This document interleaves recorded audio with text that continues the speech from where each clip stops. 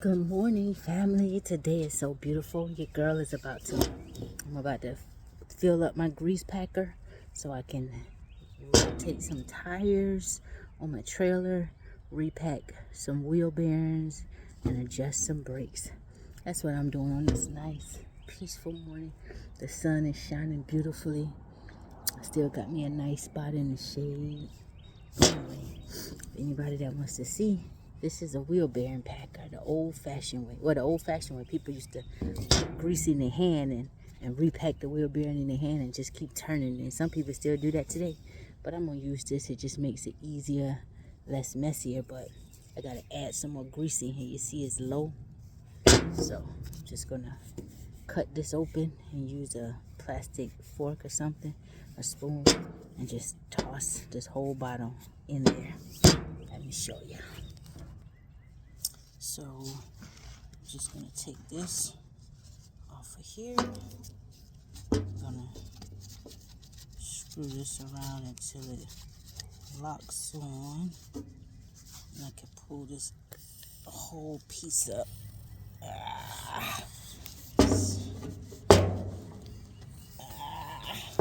Come on. There we go. Oh yeah.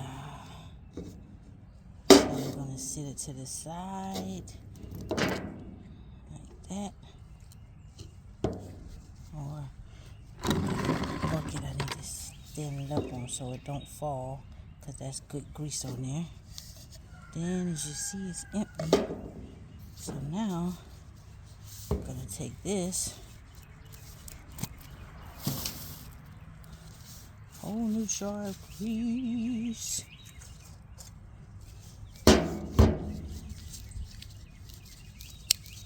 I'm gonna slice this side here like that.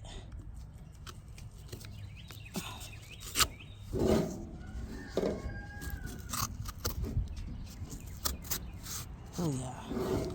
And I'm gonna slice this other side and get a good slit in that. There we go. I don't have to open both sides, just this one.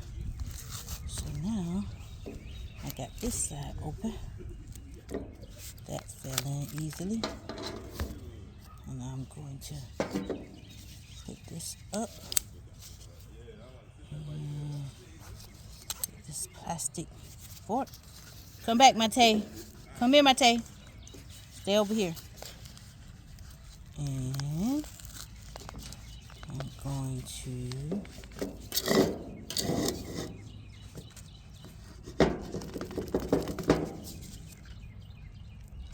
just drop it down, drop it down, drop it down. Drop it down, drop it down. And that's it. And that'll be enough to repack 12 bearings. And plus a little left over.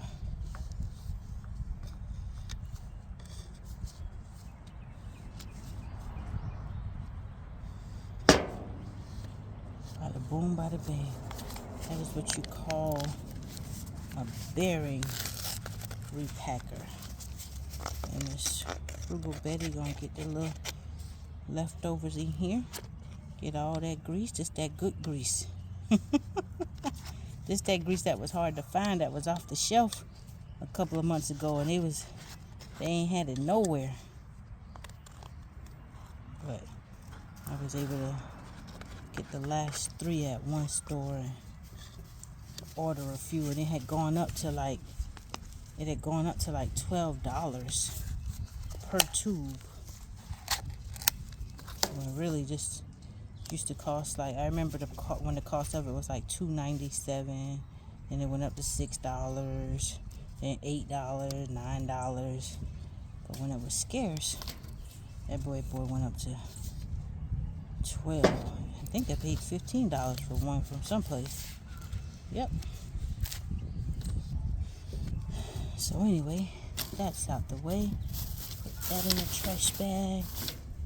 And now I'm gonna get back to putting the top, put the top back on.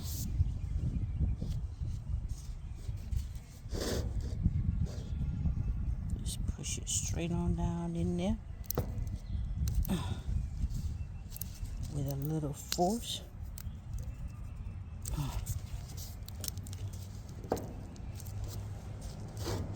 Not too much force, and it'll start pushing grease up. Okay, it's packed. So it's pushing grease up.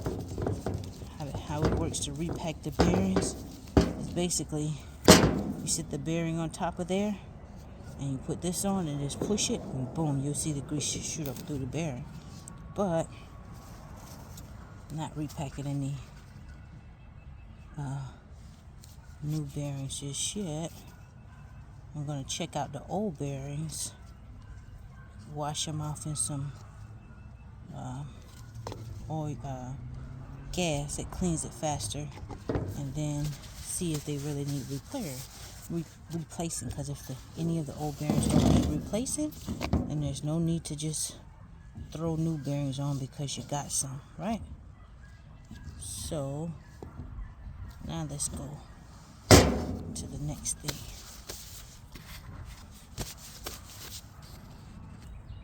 Okay, now I'm going to take off all of these tires.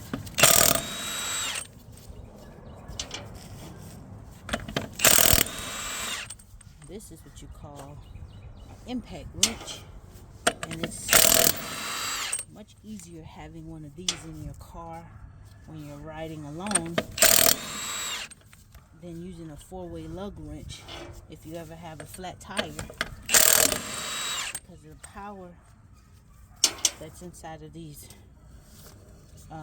impact wrenches is so strong you could just spin some of the heaviest bolts off, some of the heaviest lug nuts off. Alright, so I'm going to repeat that for the next 2 tires as well. Okay, got all the tires out of the way. Now I can get this off. This is what you call a hub or a drum. In some cars, they have disc brakes on the front, they have drums on the back, and they have shoes on the inside. And when you press the brake, rather than 2 brake pads coming together on a rotor to slow that rotor down, you have 2 drums on the inside, the electric drums, where they push out against this whole, two brake pads on the inside, brake shoes on the inside, where they push out against this drum. And as you're driving, when you press the brake, it pushes out, and that's what slows the car down, or the trailer, or anything that you're driving. This got like a rubber hammer, so I don't bend this when I take the cap off. So manufacturers recommend, if you have trailers, like some of you have RV trailers and stuff like that, a lot of them, I've heard a lot of guys say they get their trailer serviced every 12,000 miles, because you know, like within the car, trucks and stuff like that, some cars and trucks, cars come with like a sealed wheel bearing, so it's already lubed within itself. But then a lot of the older cars, or older trucks, and not even the older trucks, a lot of the newer trucks, they have like gear oil running through the whole axle. So as you're driving and turning and going from side to side, that rear gear oil goes down to the wheel bearings, and it keeps the wheel bearings lubed. So you don't have to worry about repacking wheel bearings, worry about them going dry unless something is busted or broken, and like a seal goes bad or something, and you start losing fluid on one end. You have to keep an eye on that, and even sometimes fluid can seep out on one end, but that doesn't mean you don't have enough gear oil. Sometimes maybe a bolt or something isn't that tight, which that should be checked, but sometimes you'll see seepage, and you don't necessarily have a bad wheel bearing.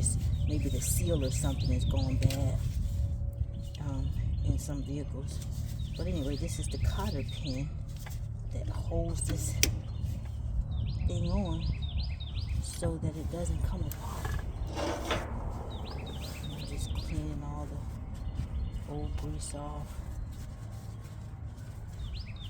Sometimes I use a new cotter pen, sometimes I don't. As long as it's not bent and old, I may use it 1 or 2 times over. But when it comes to servicing these trailers and things, a lot of manufacturers call for you to service them or re-grease them at least every 12,000 miles, right? And if you drive a lot or you travel a lot, sometimes you'll notice they can go a little beyond 12,000 miles once you get used to servicing at that. You know, you get to see where sometimes you could just stay probably good for around 15,000 miles to pump new grease in there. Pump a little bit of new grease in there, and then you probably can go to about 20 to 25, 30,000 miles without even having to pull this whole job off and inspect everything, right? If you just keep an eye on it. But sometimes if these things go bad on the inside, they go dry, they burn out, you can lose a whole wheel, a whole tire. It can burn the whole spindle off. The spindle is what, between the axle that comes from the axle, is what all of this is sitting on, a spindle. Yep, yippity yep. Oh, Lord, girl, what you want, man? Okay, move before you get the grease on you. Move. Dang, why you got to sit on the ground? I've already put your bed out over there. Go get on your blanket. God, y'all be sitting and laying on the ground like y'all outside dogs. Y'all is house dogs. Don't need to lay on that ground. Ants and things can get on you. Get up, Daniel. Move, Monte. Don't put your mouth in there. That's gas.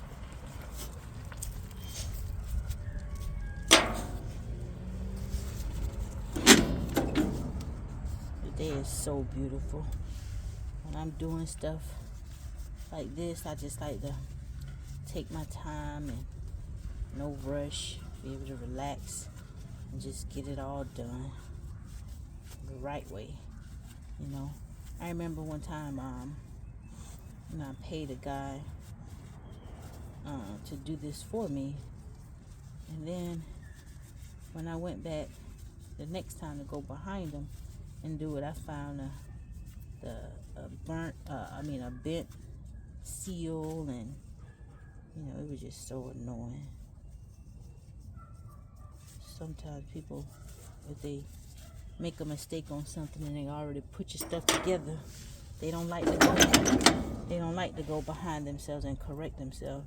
And see all of this dirt on here? It's grease, still lube, because I pumped grease in it a couple of thousand miles ago, but it's dirty. So that's a lot of the brake dust and all of that as well that gets on there. And I forgot my brake clean that I normally spray. I think I got another bottle in the house. But what I normally do is I'm taking this stuff out. I just go ahead and clean all of that old grease out of there. That's with the brake dust and all of that. Just take my time and wipe it out.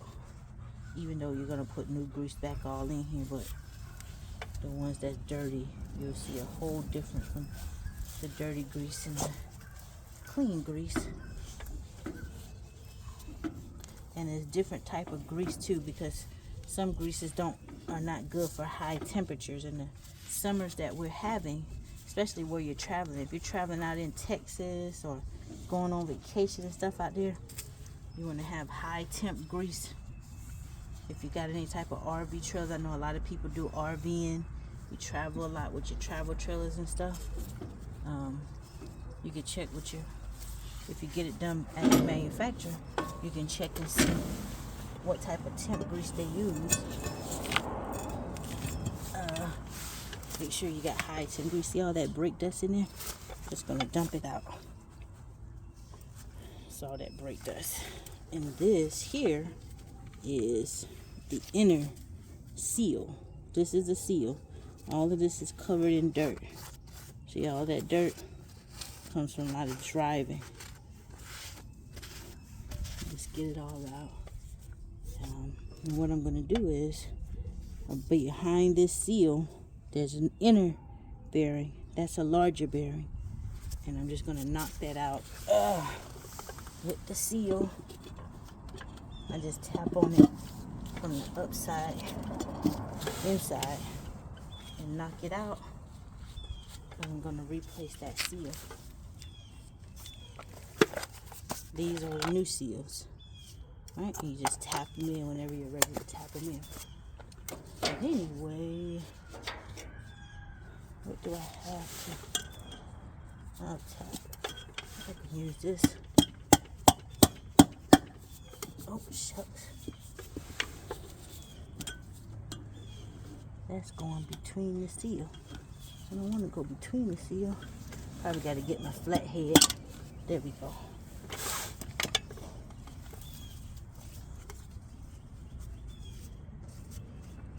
I got this between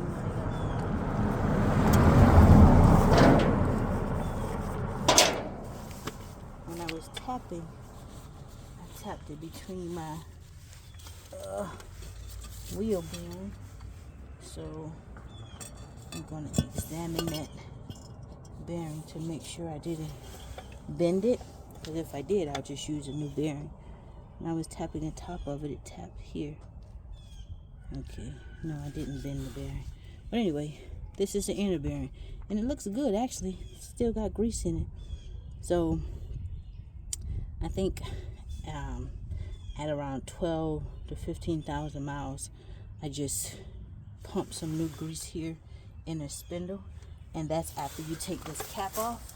You can access the spindle without taking all the stuff off. You just pump new grease in there, and it comes in through here from the back. So that's what I did. And the interval between this service is about 35,000 miles. And so, like I said, the manufacturer calls for it to be serviced every 12 to 15,000 miles, or 24,000 miles for some, depending on the type. But every 12 to 15, 24,000 miles. But like I said, as long as you keep a check on it, sometimes you can jack your whole trailer up, shake your wheel, make sure you don't have too much play, because too much play is also a sign of a wheel bearing that's failing on you. They can burn out sometimes. And so what I do is I just sit the bearings in a bucket of gasoline. Some people say they use Dawn dish soap or whatever, but I just use that gasoline. It makes it easier. After you sit it in there for a while, it gets that grease off really fast. And then I just clean the spindle here.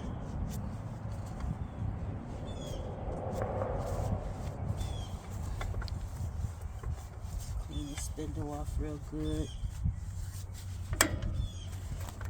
And then what I normally do, this is the magnet. Try not to get grease on the magnet.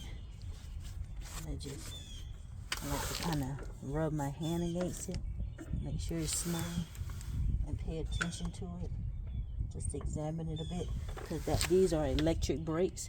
And so what happens is this hub, when you apply the brakes, it goes, that magnet, when you apply the brakes, it snatches to the side of this hub here, and you can see the indenture where it kind of rises the most.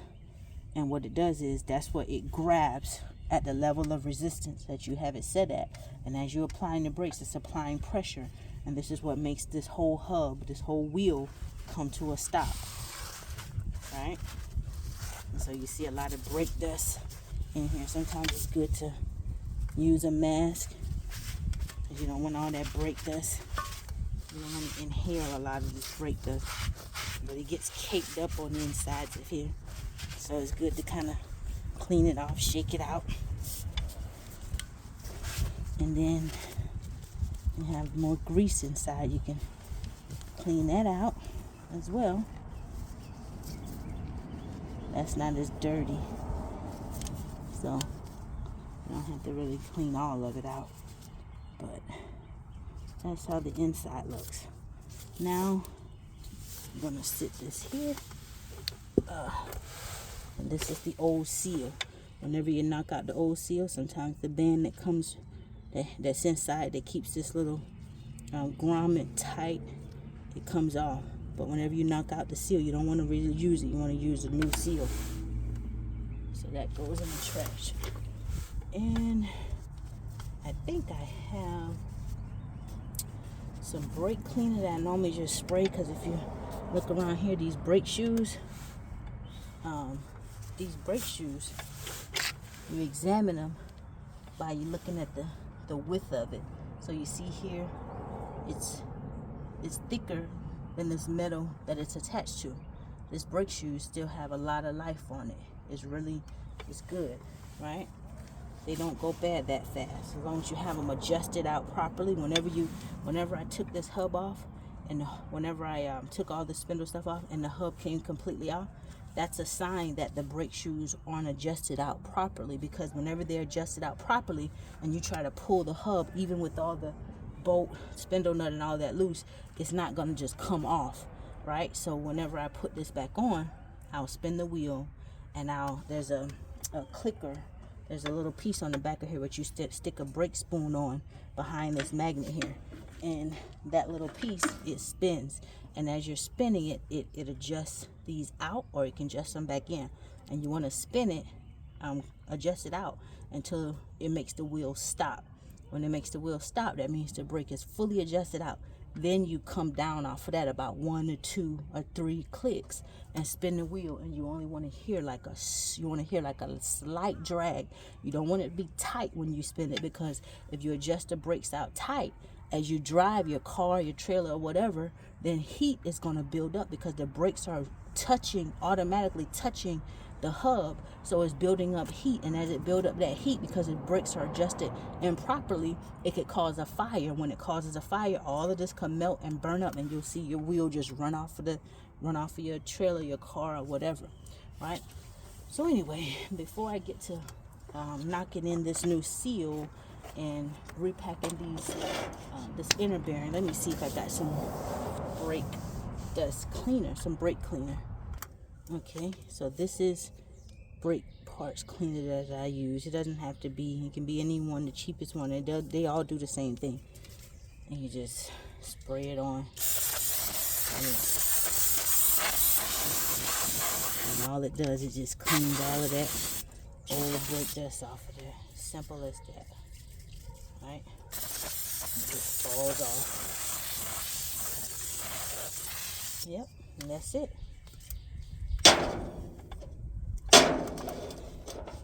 So now you can get to the nitty gritty.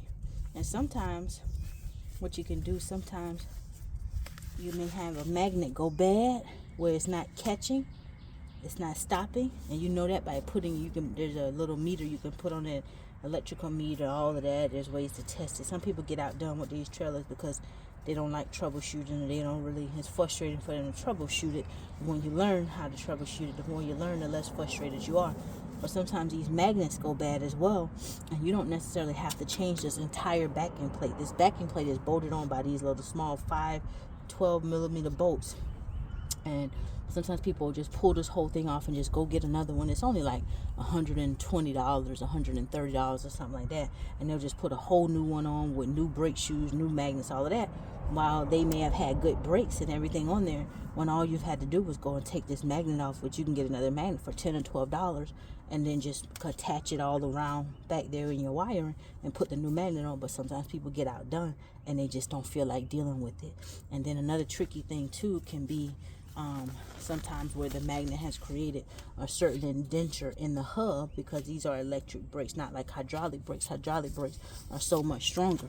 So whereas these electric brakes, sometimes they create this, like this is not smooth in here. Now you have some companies where they can surface out this area and make it smooth again, but it also pushes back the distance where the magnet will connect to the hub. So sometimes the magnet has damaged the hub, or how it rides on there, it just creates an uneven surface to where the new magnet can't even catch. So anytime you do have to replace this whole magnet, if this hub is not not, if the new magnet doesn't catch on the hub, then you also have to replace the hub as well.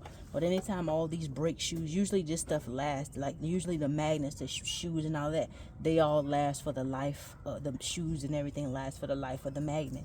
And so what I always recommend to any one of my friends or my buddies that I'm helping, anytime you replace the backing plate, when the shoes are worn off, because sometimes people can replace these shoes as well. You just take these springs out right here and you can put new shoes on. But rather than go through all of that, use the backing plate for the life of it. When it's worn out, when the shoes are worn out, then just go ahead and get another backing plate, because the shoes, the brakes are really the stopping. That's the really thing, the stopping power. So it's nothing to just go and get a new backing plate. And also, whenever you get a new backing plate, I also recommend getting a new hub every other time, because these hubs usually last every other time as well. But if you find that you've got a new backing plate and your hub isn't stopping, sometimes it may be that the new magnet is not catching, so you probably should get a new hub as well, right? But these hubs don't have to be replaced every other time. That's just like your rotors on a car. Whenever we get rotors on our vehicles, we don't replace. Whenever we get new brakes on our vehicle, we don't replace the rotors every time, right? So rotors, we usually replace the rotors on our vehicles every other time. So anyway, or every 2 times to time the brakes go out. You know, rotors last a long time. So anyway, let me get this hub to this bearing to the side. Now, the fun part, right? So let me first get this out of the way. So I've got the wheel bearing in here. I'm going to take out the inner one first. Alright, that's the inner one.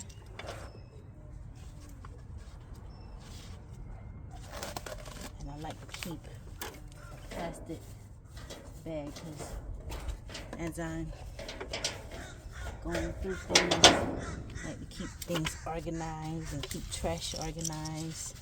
Yeah. So now I'm just drying off the gas off of here and cleaning any old grease that's still on inside all, but pretty much everything is, this whole bearing is cleaned out now. See? So now I just examine it, see if I should replace it or reuse it. See how it spins? Spins freely. There's no bends, no damages. It looks brand new. And the bearings aren't burnt from being overheated due to lack of grease. You see? So this is a good wheel bearing. There's no need to replace it. I have a ton of wheel bearings on the inside, but the cost of all the parts and everything, now why replace it if it doesn't need to be replaced? And this is one of the benefits of when you DIY, because whenever you go to get it done for you, obviously people need to make money, of course, but sometimes people will replace stuff that really don't need to be replaced, and they'll just say, oh well, for preventative maintenance, you know, if it's a little cheap part, something like a bearing, that's fine, you know, preventative maintenance.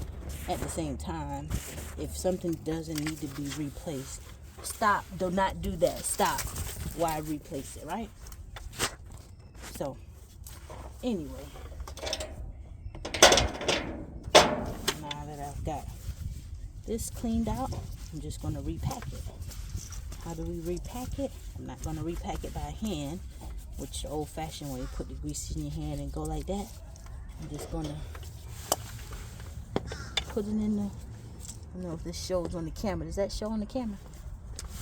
Can y'all see that? Let me put it here. Put it in here. Like that. Just sit it there.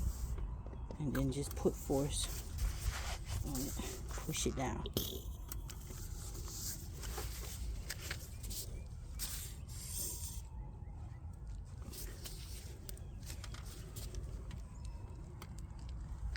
I probably should put it down so I can put more force on it.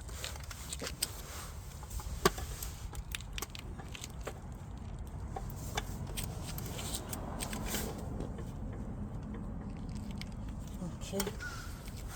You see that? As you put force on it, see how that grease shoots up? And now that whole bearing is packed. Now I can take this off. Take this bearing out. And this is just my little preference. I just like to take my finger and take all the excessive grease on the inside, and I just like to just nurture it. You know, women are so nurturing. Most men, they just pull it out, always pack it and just throw it on in there, which is fine, but it doesn't hurt. It only helps just to nurture it a little bit, since it doesn't automatically get grease through the axles, right? And I just slide all the grease, clean grease, all back into the crevices that we just cleaned out. Everything is clean now, no dirt.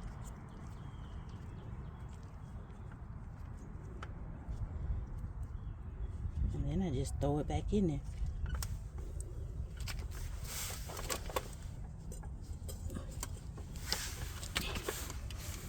You see? I just throw it back in there. Right there. That's how you repack a wheel bearing. And now we got to seal it, right? So, clean my hand with this grease. Now this is the seal.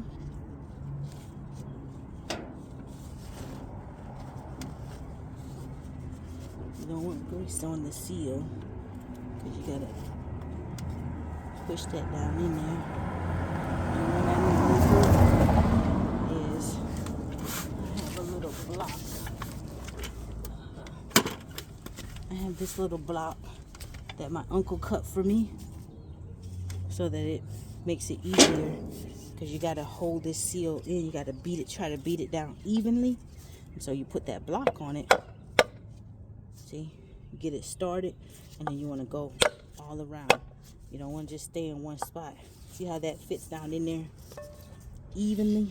You don't want to, if you get one side in, the other side's up, you got to snatch it back up and just go from side to side. You hear that? You hear that? Like how it's kind of solid now? That's because it's flush. So before, when it was like a little bit up, you don't hear that. But when the seal is all the way in, see how it fits all the way in? When you beat on this, you're going to hear it like that, because it's just sitting on the metal now. But anyway, now that seal is in, now turn this over, put this bad boy back on, just like how it came off. Boom.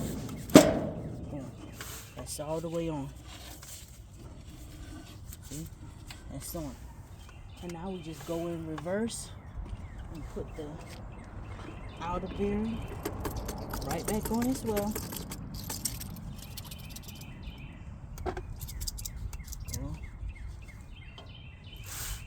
Dry the gasoline off of there.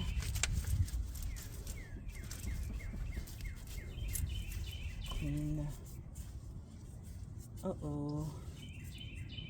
look, I'm gonna replace this outer bearing, so I didn't even have to clean that. See this right here? Obviously, I don't know when I bent this, or maybe it came like that, or I missed it when I put it on. But you see that little dent right there? I'm not gonna reuse it. I'm just gonna throw it away. Got tons in the house, so why reuse it, right? So I'm just gonna take this off and go get another one. Okay, we got another one. See, this is a brand new one, so I don't have to clean. I don't have to do anything but just repack it and put it back in there. And you know, if you get a travel trailer or any type of trailer like this, and if you got trailer similar and you have to travel, or you're going on vacation or something, it doesn't hurt. See how that's all packed? Just like that. It doesn't hurt. When you're packing it by hand, it takes longer, because you got to keep spinning it around and keep spinning it around, because you're manually pushing, repacking each of these bearings with the grease, and you got to keep pushing grease in there, and you get your hand or your gloves all dirty doing it, right? But anyway, what I was saying is, sometimes if you're going on vacation or you're traveling or something like that, it doesn't hurt to get a Ziploc bag Come back, Mate. Come back, Daniel. Come here.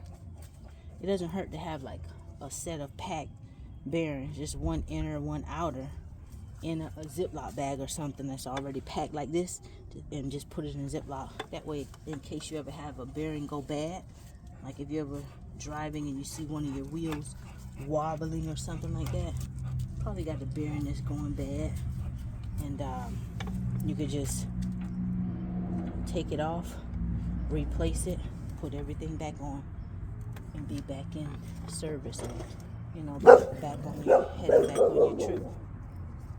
Come back, Daniel. Come here. Yep. I remember one time I didn't personally. I kept a wheel bearing packed, and there was this guy on the side of the road. He had a bearing go bad, and he was like, "Man, gosh," he was so stressed out. And so I stopped, and I said, "What happened?" He was like, "This wheel is just wobbling." And I said, "You probably got a bearing going bad." He didn't have any tools, or he didn't have anything. And so he had a bottle jack. He was able to jack it up. And so I said, "Well, let's take the tire off and see what's going on." And we took the tire off, the whole hub, everything was loose. And when we pulled the hub off, all the bearings, because when them bearings are burnt and they bad, sometimes you can pull them out and all the bearings will fall out of that wheel bearing. You just have the empty metal casing of the wheel bearing. And that's what happened. He was like, "Ah." And so I was like, I got an extra one. And so I didn't need it, but you never know what you might run into on the road. Somebody else, another brother or sister might, be in need, and it'll bring great joy to your spirit to be able to, help them and relief. It'll bring relief to them as well, So, I want to get this. Make sure I got this seated on there. I'm just gonna, what I like to do is just take my torque wrench and just, let's see. I like to set it on about 30 foot-pounds, and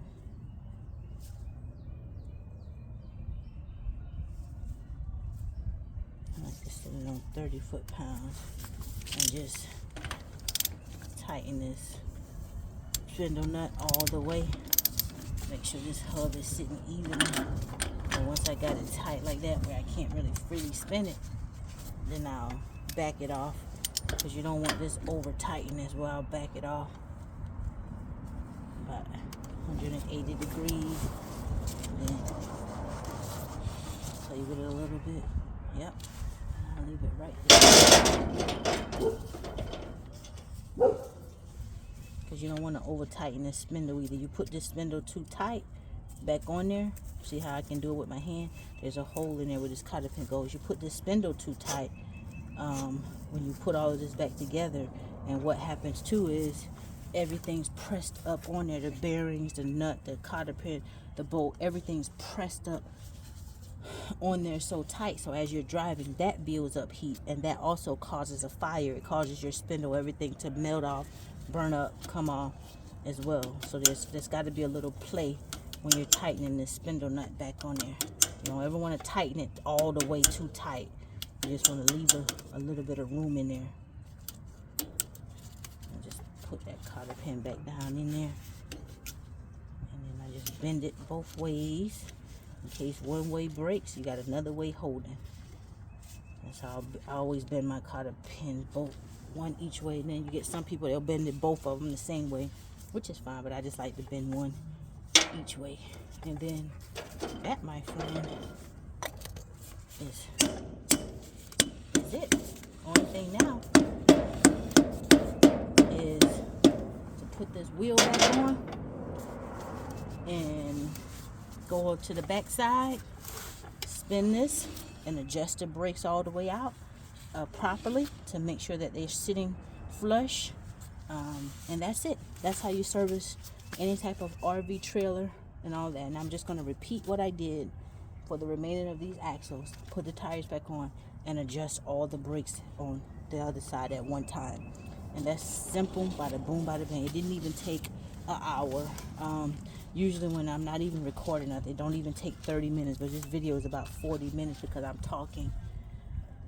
But that's what your little country bumpkin is up to. So I hope you guys are having an amazing day. If nobody has told you that they love you today, then know I love you. We are the light of the world. Let's don't never let our lights grow dark, baby. Let's keep shining bright. And we know that the blood of Jesus, Yeshua, our friend, our brother, our Savior, that blood is the only blood that has power. And we can do all things through Christ who strengthens us. I am a living witness. Have a blessed day.